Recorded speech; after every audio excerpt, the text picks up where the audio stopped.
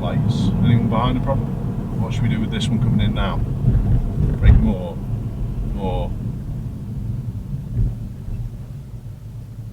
Good.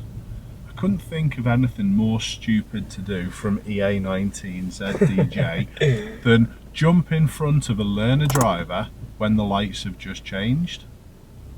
Honestly, I couldn't think of anything more stupid. I could, but driving wise, come on, don't you think it's a bit daft, isn't it? Yeah, this person that I would like to get in front of might not be very good with the controls. You excluded, mate, because you're doing a pretty good job. But that is absolutely ridiculous. So remember, when you've passed, mate, don't jump in front of a learner as they're trying to slow. Yeah? In fact, I wouldn't jump in front of anyone as they're trying to slow. No in the world. I would have done it way before and way earlier. Good, sorry, rant over me.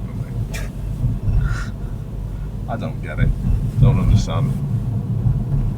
Anyway, they must get in front. They wanted to wait at this set of lights for a bit longer.